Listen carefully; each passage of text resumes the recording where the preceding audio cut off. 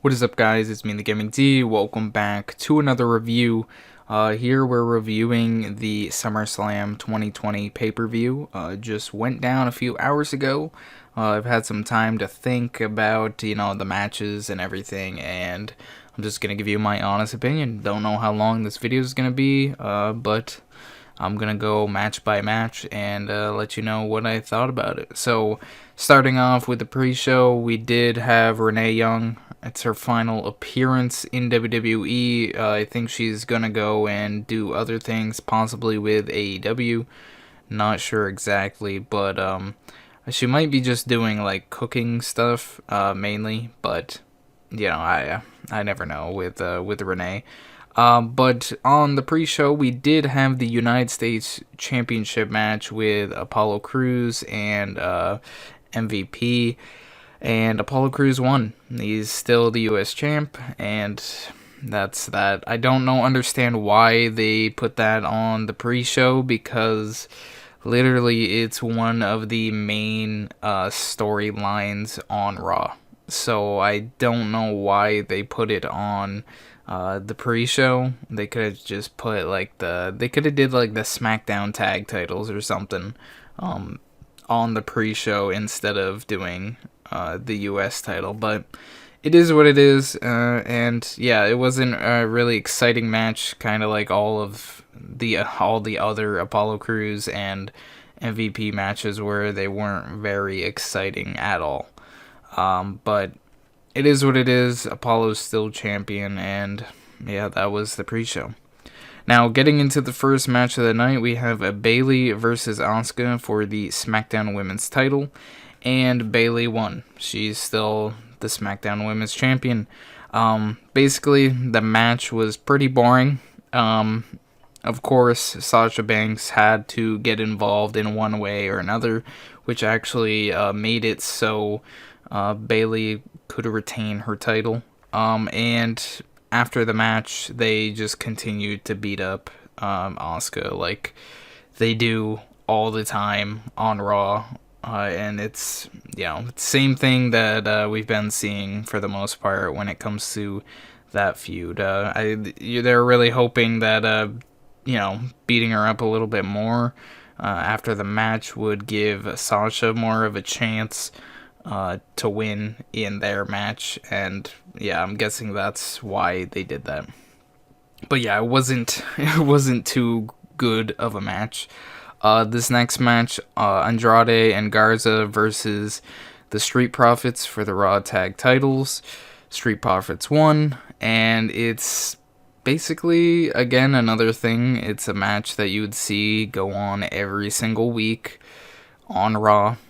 They just keep fighting each other, like, one way or another, and it really is starting to get boring. I'm not really interested in their feud to begin with, so, that is that. They just, Street Profits won, and they continue to be the longest reigning Raw Tag Champions of all time, which, I don't know why they're praising that when those tag titles were created when the brand split happened. So I don't know.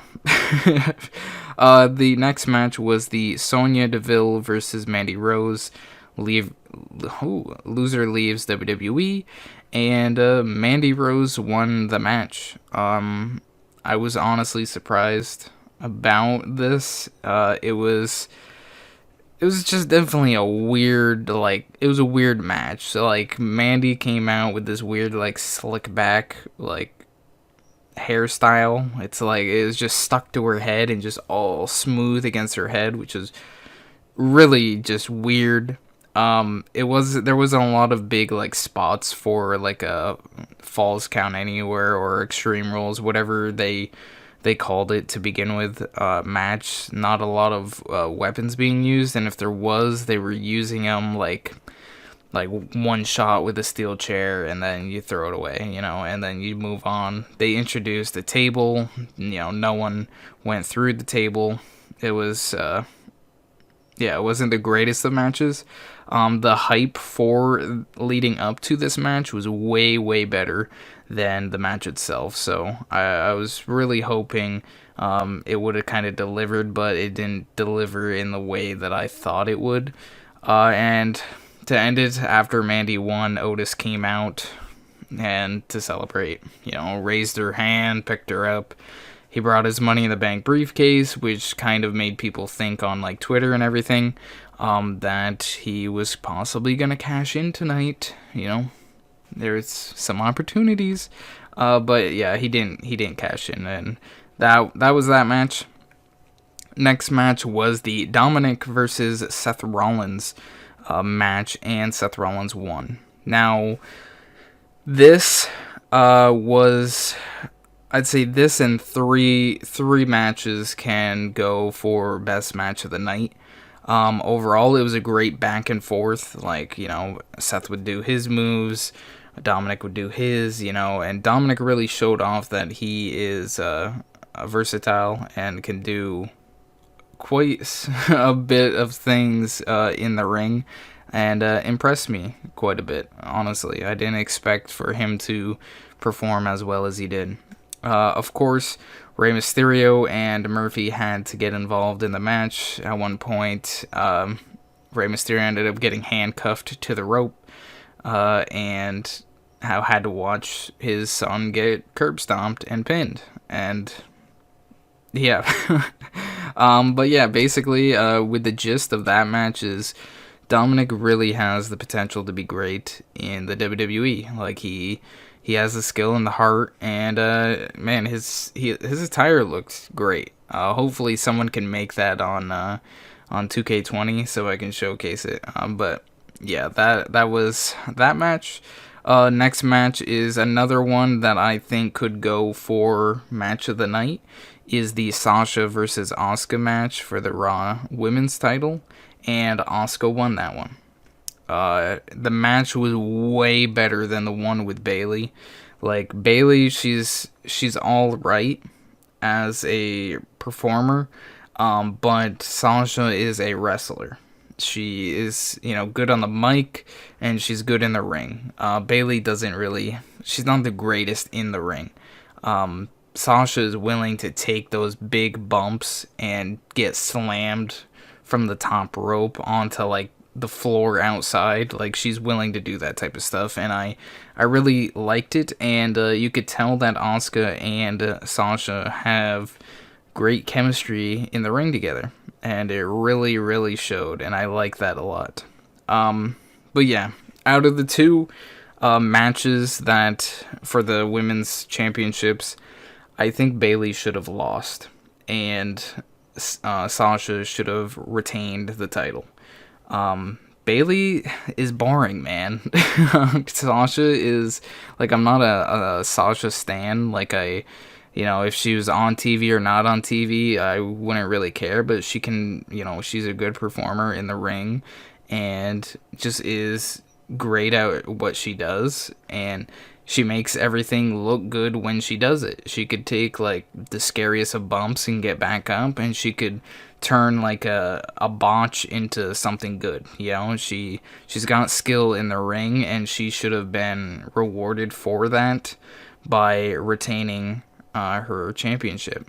But it sucks. Bayley kept hers, but Sasha did not. But yeah, it was a really good match, like, really good. There's one spot that I really remember is the Sasha, like, went over the top rope and kind of, like, power bombed Asuka onto the floor, and Asuka slammed the ground so hard and just smacked her head off of the ground. Like, she didn't have any time to, like, quickly, like, grab her head or anything. She just hit that ground so hard, and it was a good match. The ending was like a chain of submissions, and leading to the finale, Bayley just didn't help out like Sasha did for her match, and Sasha was literally yelling Bayley's name right before she tapped out. So it was a really good match. I like that a lot. Great storytelling.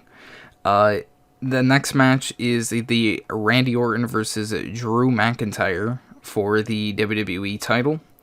Drew McIntyre won, and I didn't really like the outcome of it. It was kind of like a weird like roll up type of thing. That way to end it. It was real surprising the way it ended. I don't remember the exact way that it ended, but you could tell both Randy and Drew were shocked, and I was shocked. Like it was just, I really thought Randy should have won that match, because if not, all the punt to Edge, to Christian, to the Big Show, to Ric Flair, to Shawn Michaels, they all meant nothing at that point. They all mean nothing right now. Drew McIntyre should have gotten punted and lost the match that way, because that would have led Randy into being the greatest heel on Raw, and a potential down the line within a month or two of Drew coming and trying to defeat him and finally regaining the championship from him, and taking out the biggest bad guy in the company at the point.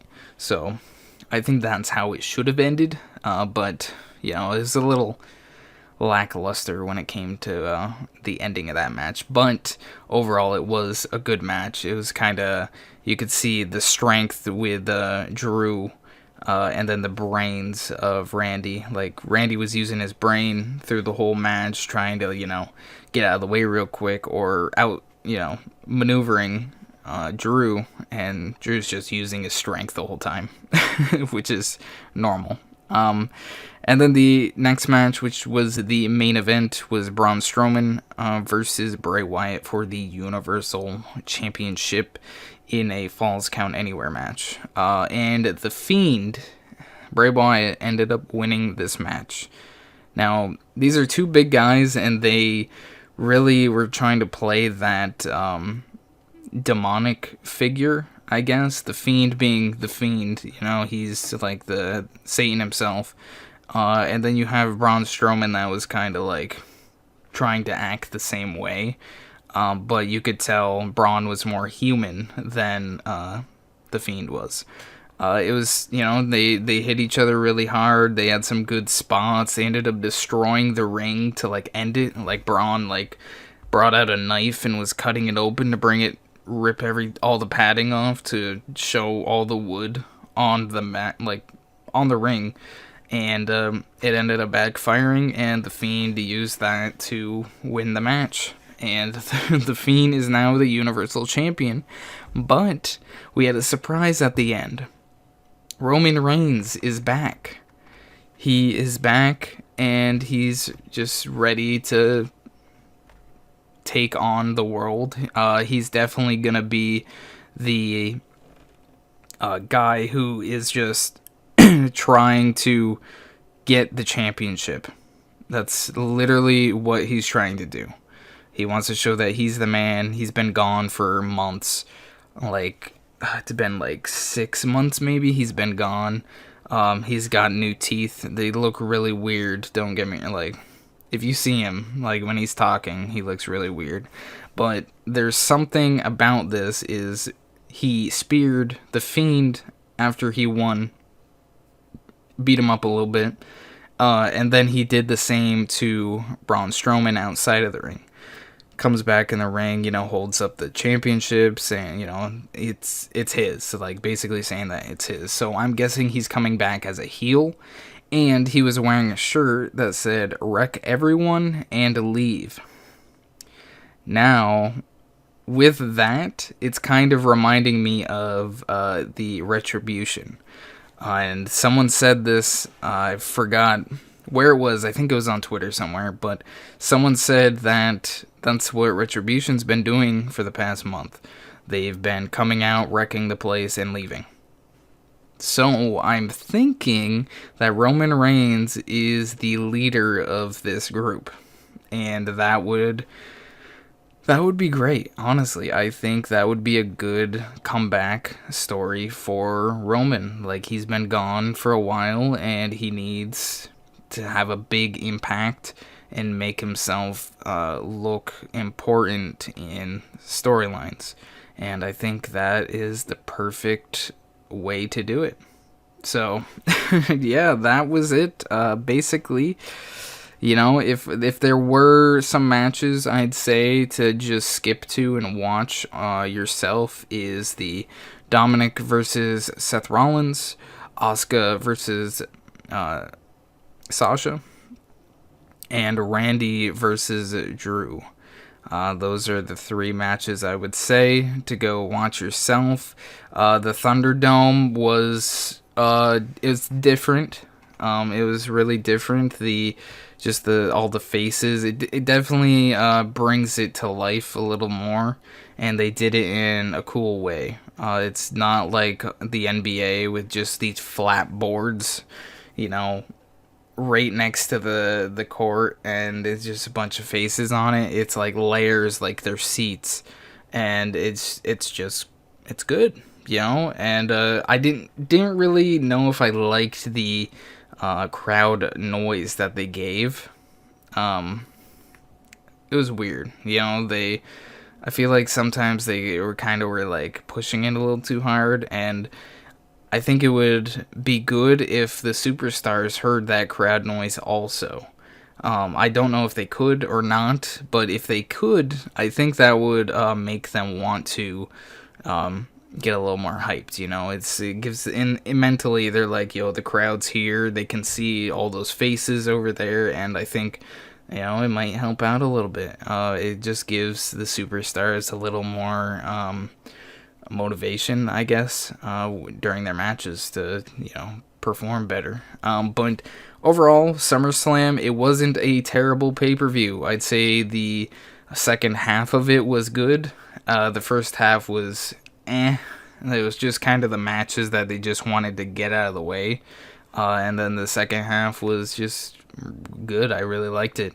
It was an ideal pay-per-view, and it was weird because it ended at 10 o'clock Eastern time and started at 7. So it was definitely you know, it was weird because I'm used to it normally starting at 7 and ending at like 11. But you know, it's not bad. It's not bad. So hopefully all these results to these matches do very well for storylines coming up in the future. Things change. It looks like Sasha and Bayley might be feuding. Sonya is gone, you know, so Mandy's gonna be doing whatever she's gonna be doing. Yeah, Braun Strowman, I think he might be gone for a while. I'm not sure exactly, but I think he will be gone for a little bit after losing. But yeah, I'm excited to see Bray Wyatt and Roman Reigns do their thing. That's going to be really exciting. So hope you guys did enjoy. Stay tuned for next week with the I think it's Payback, the Payback pay-per-view. You'll see that next week, obviously. And yeah, so hope y'all did enjoy. Please leave a like, comment, and subscribe, and I'll see you guys in my next one. Peace.